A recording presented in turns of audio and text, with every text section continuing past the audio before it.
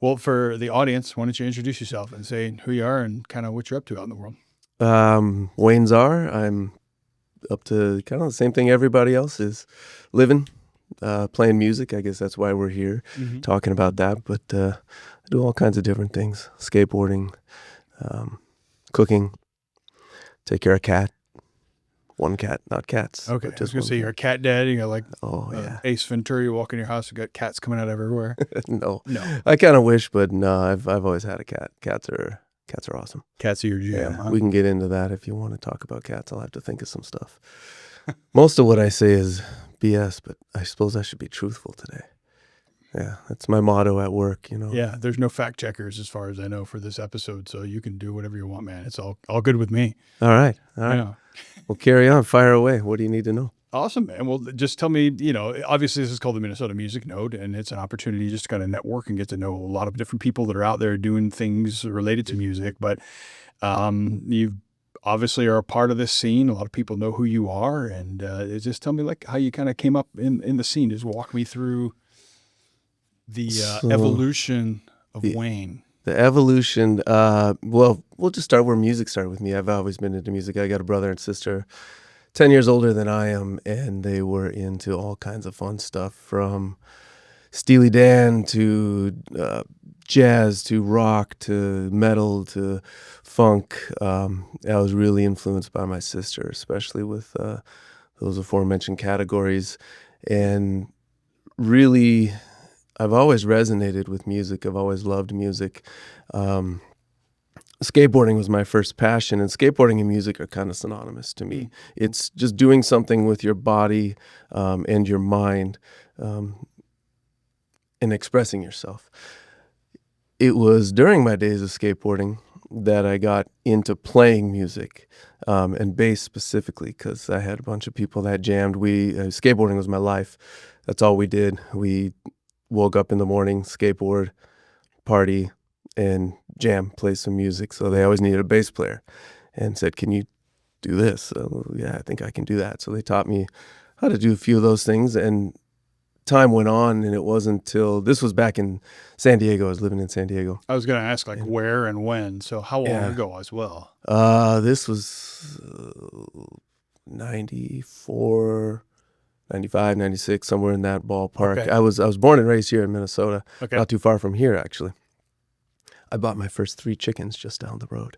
3 chickens? Yes, Nice. which is now EMI. You can go get cables there. But that used to be Robbinsdale Farm and Garden, but that's another story. EMI, like literally across the street from here. Yeah. I bought a giant, well, it was a baby at the time. He was only about that tall. He was just a cute little guy. 2 hens and a rooster. Okay. And had them as pets.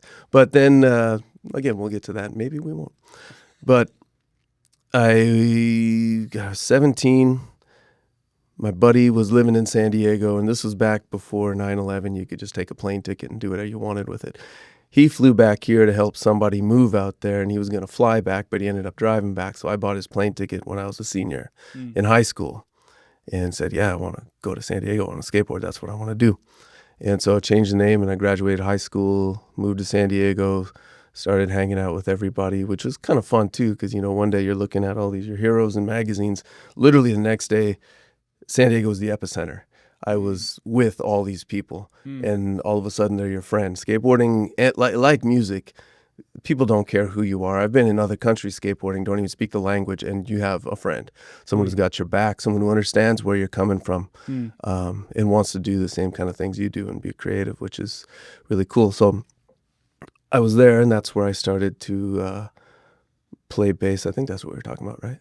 Yeah. I'm already convoluted in my stories and going down different rabbit holes, but that's the fun part. It's all of it. good, man. Yeah, San Diego's got the nicest weather in the United. One of the places with the nicest weather in the United States. Oh, we're talking about weather now? Yeah. Well, no, that's I'm what I'm kidding. thinking about when you're like, man, Yeah. San Diego sounds really nice. San about Diego's now, a different beast. It is an instant dopamine release. The city, the people, San Diego is probably one of the greatest things. Right on the police cars, it says America's finest city. And they're not lying. There's so much cool stuff to do there.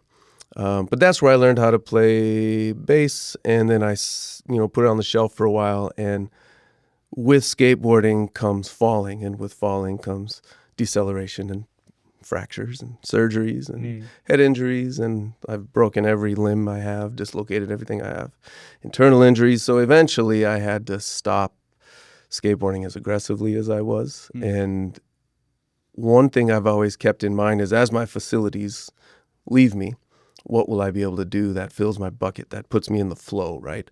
Where you don't have to think about something. If you get good enough at it, you get in the flow and you lose track of time and space. And that's what skateboarding was, and that's what music is now. Mm.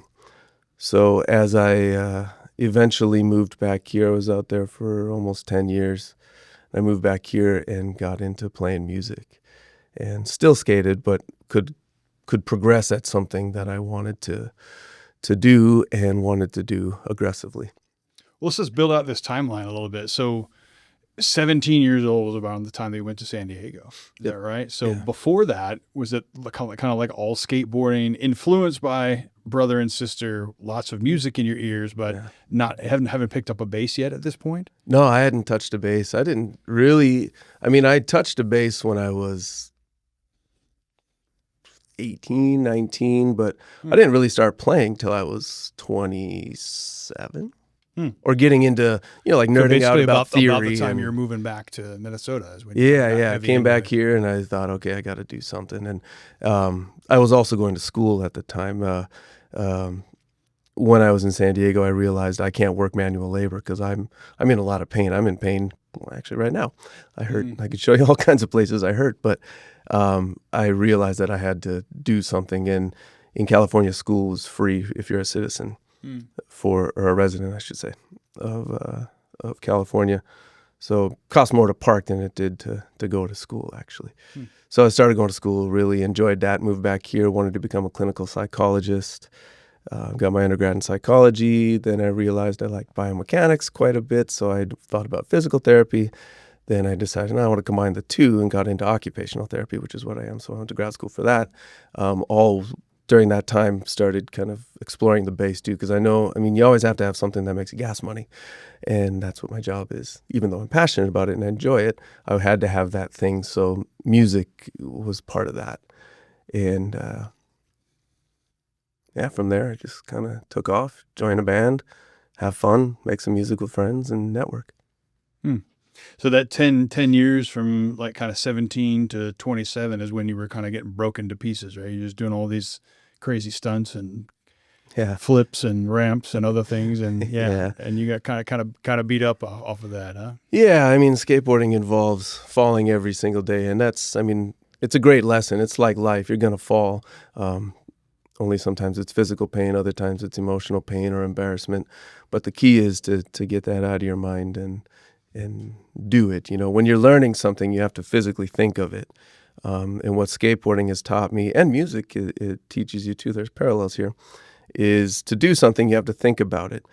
And then you hopefully can do it without thinking about it. It's a great metaphor for life, right? The thing that gets in our way is our frontal lobes. Life is very easy.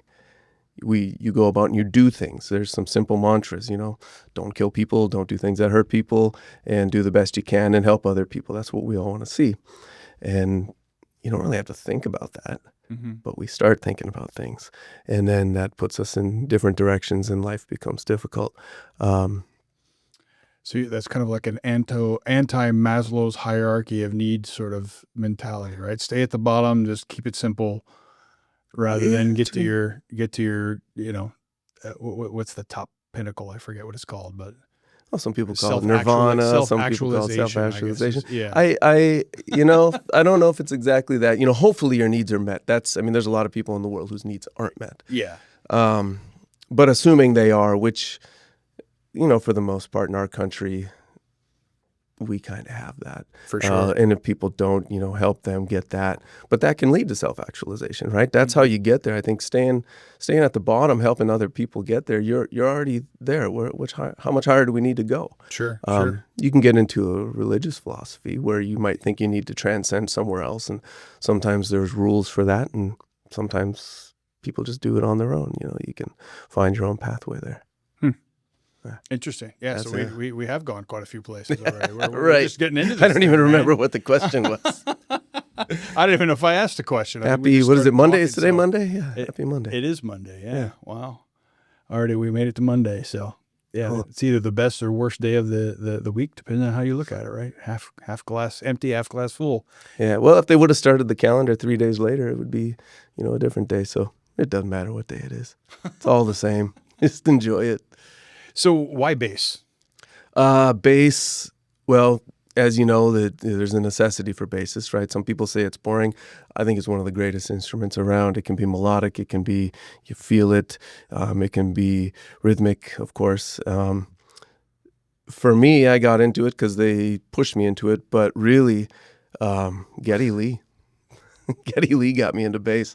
I remember hearing Cygnus X1, and that opening riff was just, yeah, I want to do that. I Cool. want that. And I felt it. And it is an easy thing to get into. If you're going to play an instrument, you can pick up a bass and you can be in a group and be functional without a whole lot of work. But it doesn't end there, unless that's what you're looking for. You can take it anywhere you want. I mean, there's so much, there's no rules, there's no end game with it. Just explore it and play it. And for me, I like it because I can feel it. I like rhythm. I've always loved rhythm.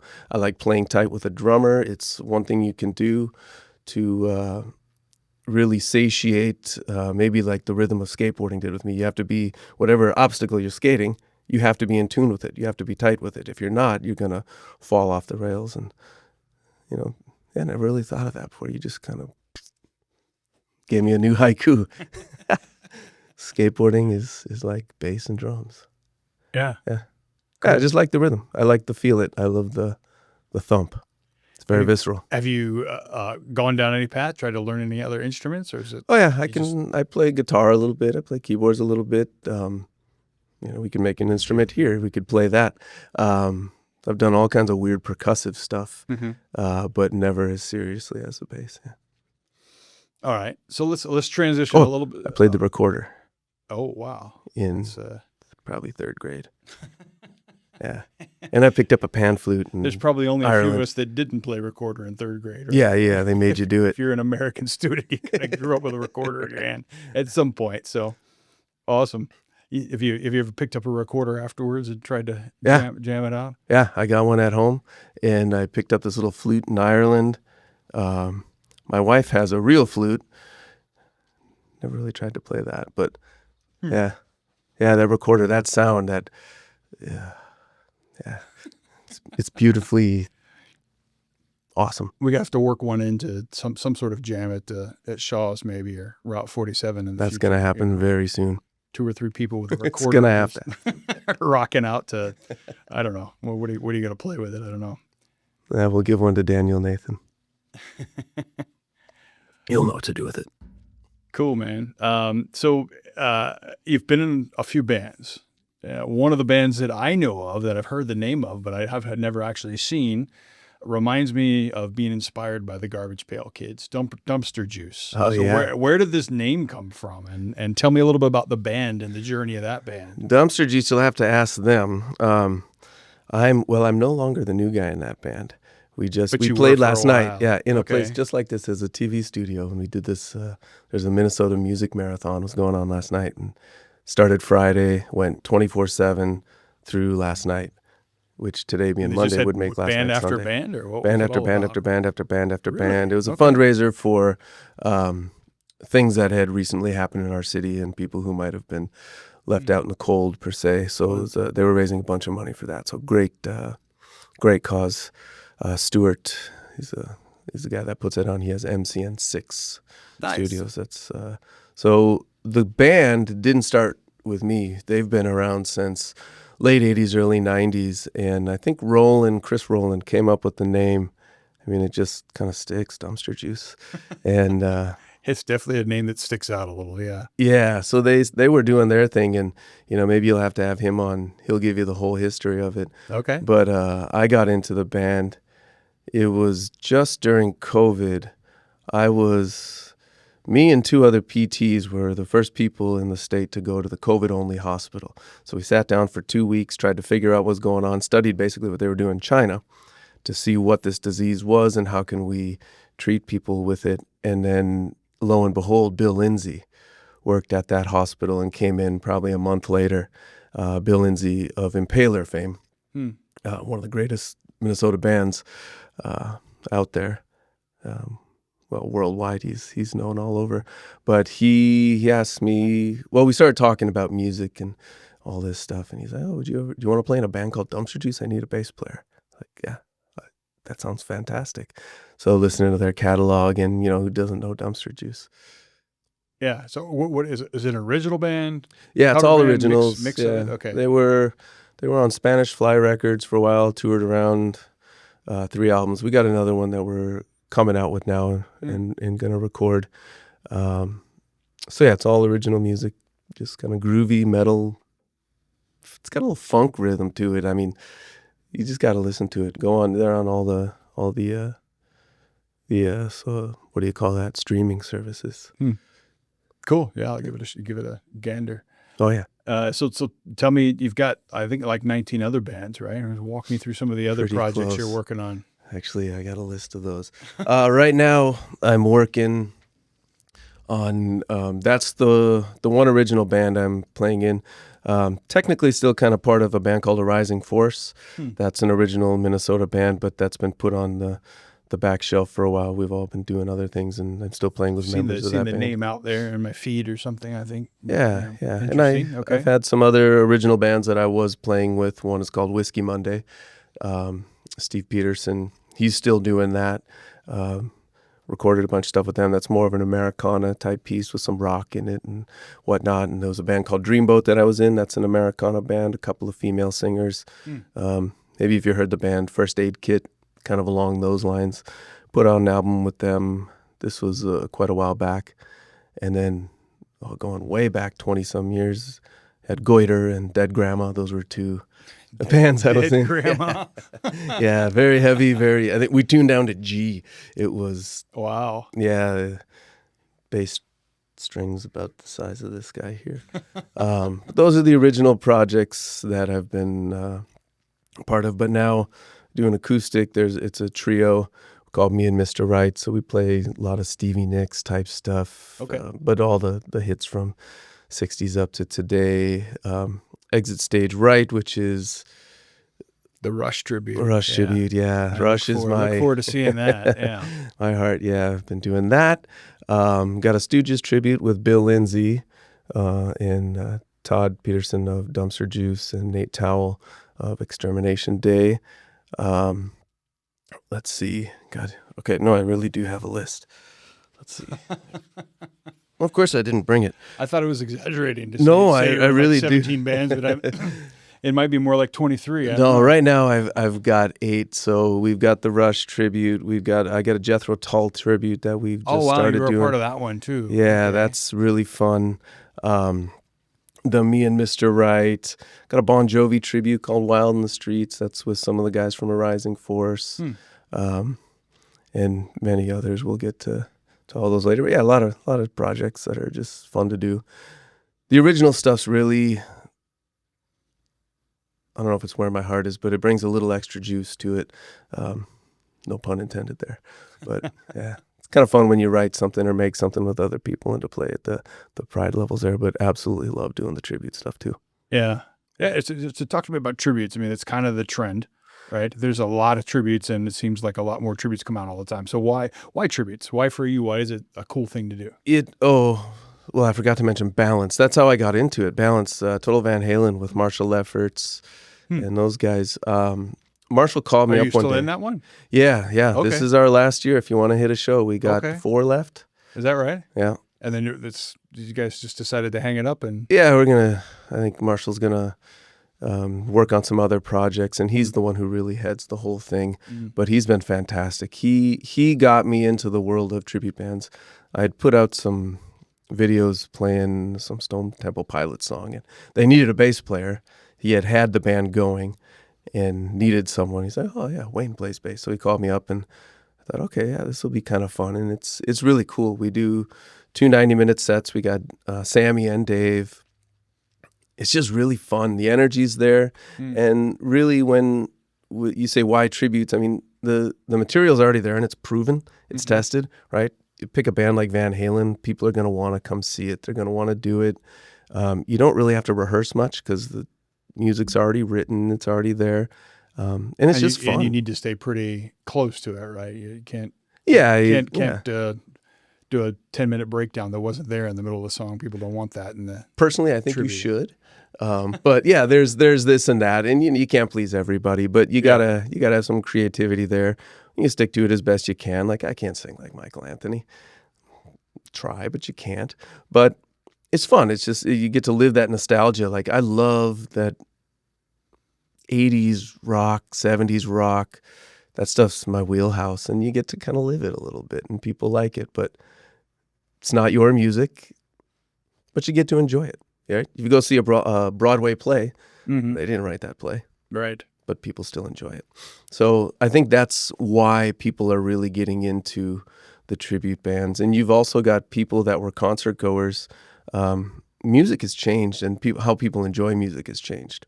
You used to go buy an album. You're from this era, I'm sure, and a lot of us are. You'd pick it up. You'd have a piece of art that you're looking at, and you get to look and see how they wrote this album.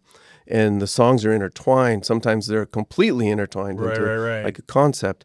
But you got to pick up this tangible piece of something that somebody worked on. You get to look at it, read it, interpret it how you want to.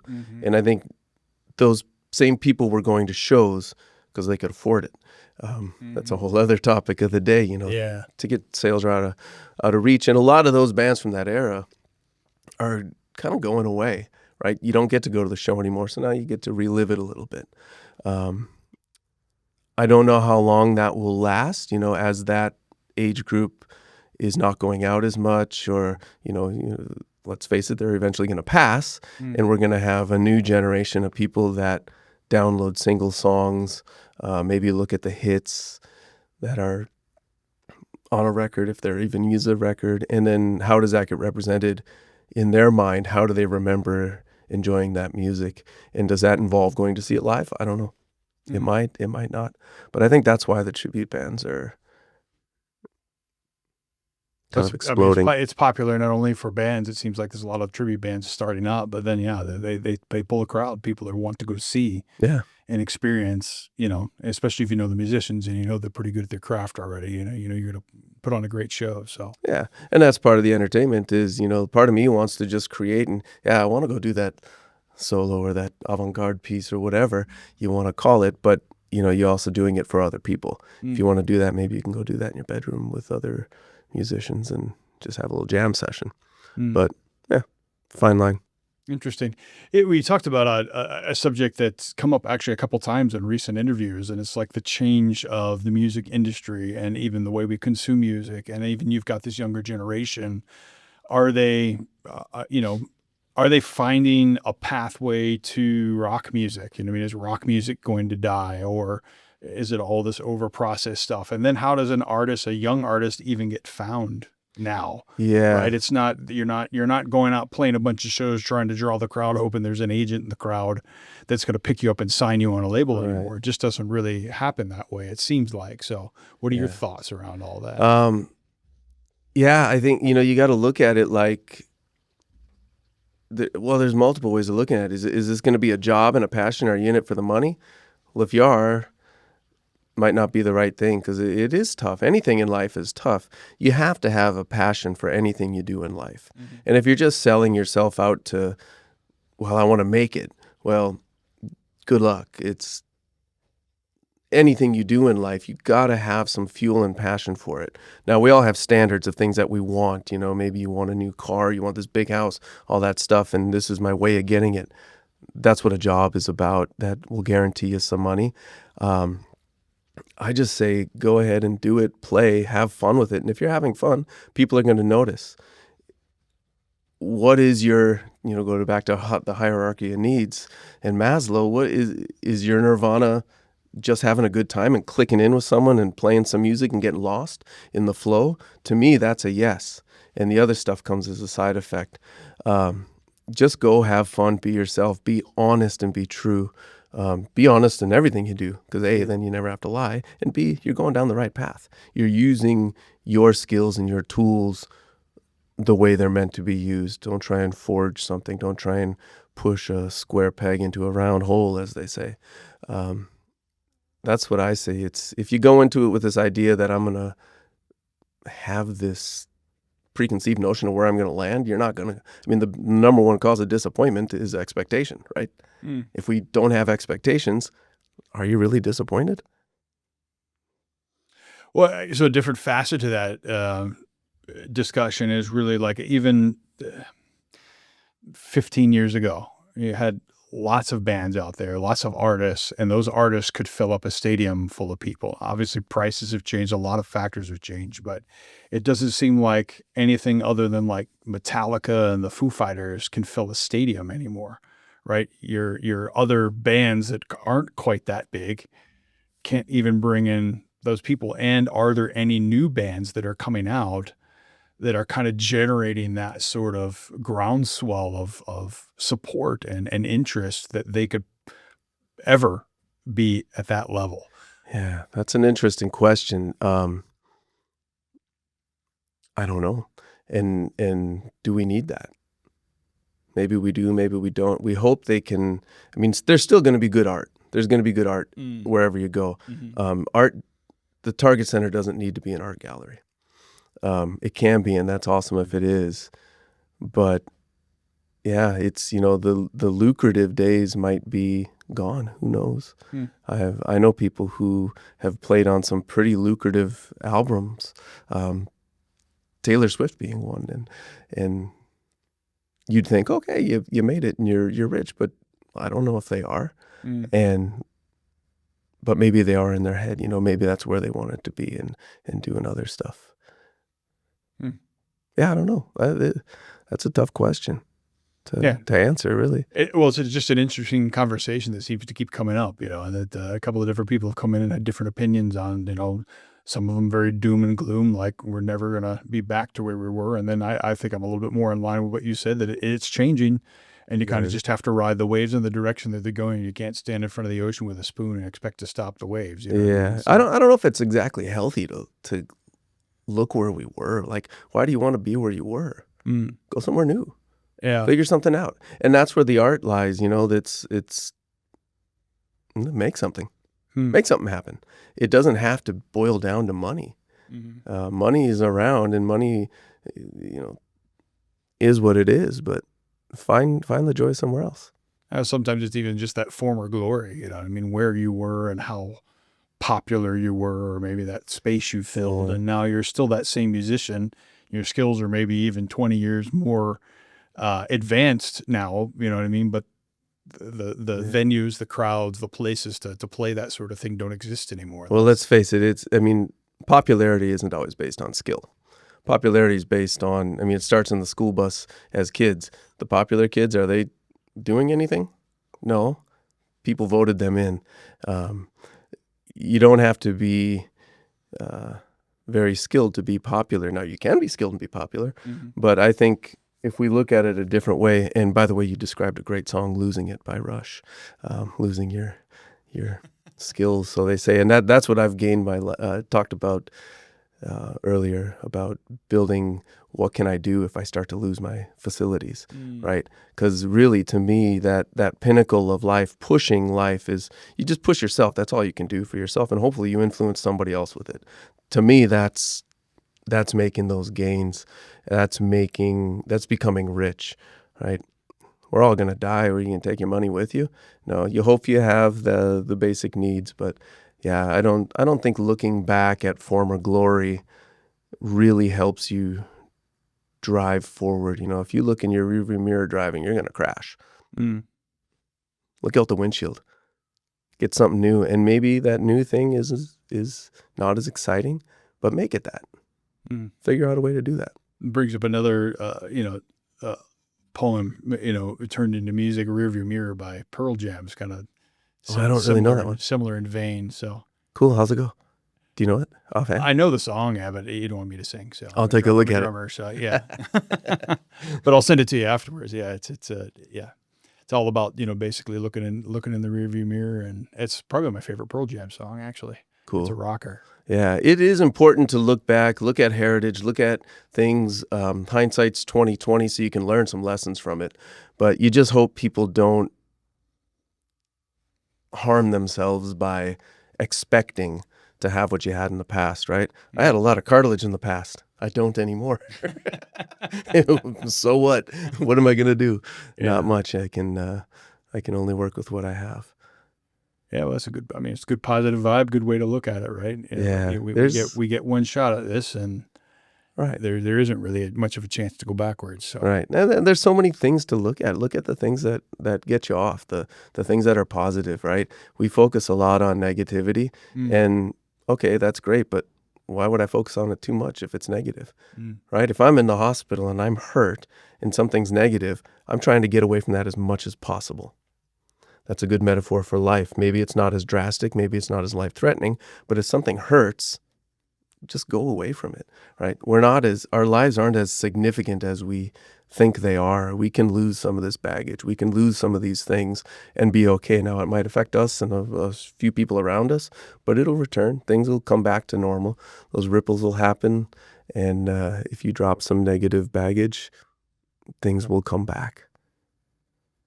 So I told you before we were kind of jumping into this today that you're kind of a popular dude out there amongst the local musicians, and your name has actually come up, I think, 3 different times. So at the end of every episode, I'm going to ask you the same question: who should be next on the episode?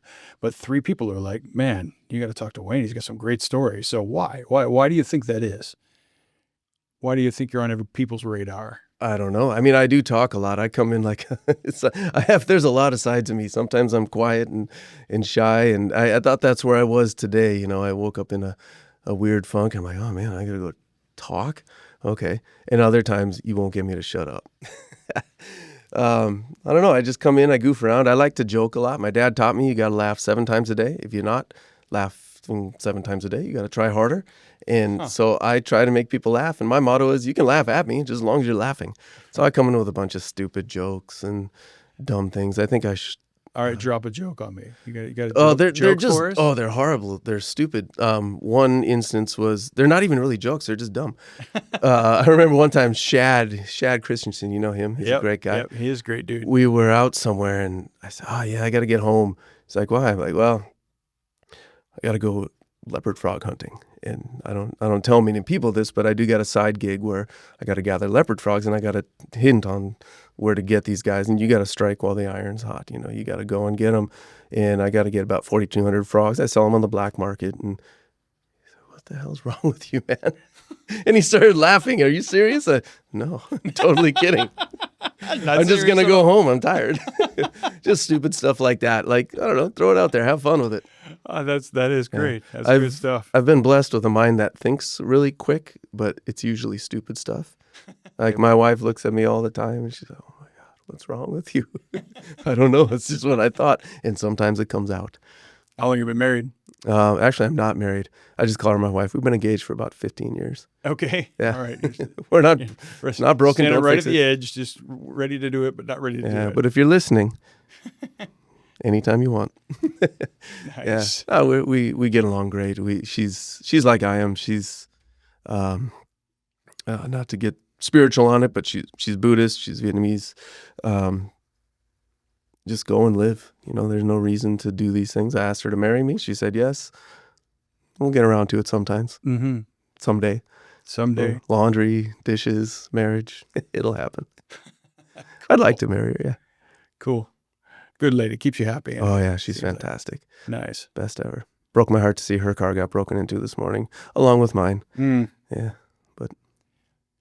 And you mentioned some Legos. So there's some kids in the mix as well? No, actually, I've got a buddy that lives in my basement. He's an old skateboard friend of mine, and he's very, very, very high up in the Lego world. He was almost on that TV show, I don't know what they call it, Brick something or other, or whatever. But he does.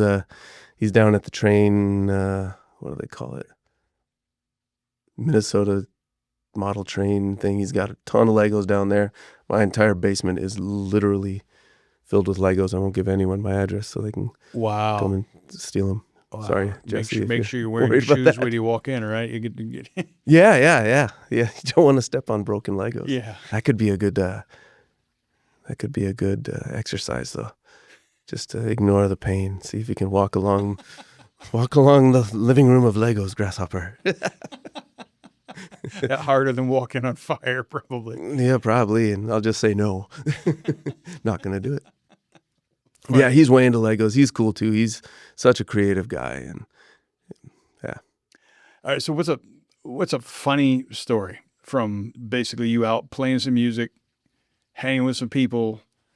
Could be like loading out of someplace, or practicing and something stupid happens, or Get back to me on that one. I'm gonna have to think about that. okay. Yeah, you got another one? Well, I mean, I was just getting ready to wrap it up after that, so we're just going down that road, and it's all good. I know I'm putting you on the spot, so Yeah, and my head is nowhere near. Let's change course a little bit. Like, what's a very cool show or cool experience that you remember? What's like the one thing you look back on and say, man, that was really neat. Oh yeah, there's some fun ones. Anytime we play with Impaler, those are great shows. We do turf club shows with them on occasion. Impaler does their Krampus show, and they got the Krampus Society there with all their costumes on, doing their thing, and the place is packed, if not sold out, every time we do that one. So those are fun. I love playing with Bill and those guys. They're great hosts, fantastic hosts. I remember one time playing in Sorry Eric Dreamboat when he forgot his cymbals. So one of the girls was gone. I'm not a great singer. The two gals would sing harmonies together, and one of the girls couldn't make it, so we're like, all right, we'll play the other girl's songs and we'll get along. He forgot his cymbals, so he didn't play. So it was her and I. Were like, oh God, now we gotta. And I tried to sing the harmonies, and I tried to play guitar, or she played guitar, I played bass. That was I don't know if that was exactly funny for us. It's funny for other people. That was probably a tough night to get through. Yeah. Other than that, I could have busted out one of my dumb stories, with something about a woodpecker farm or something like that. Too late now. The leopard frogs. Yeah, it's similar to the leopard frogs. Awesome. Yeah, something like that. All right, so let's wrap it up. And I always ask the same question: who do you think should be next on the podcast? 100% Bill Lindsay. Okay. Yeah.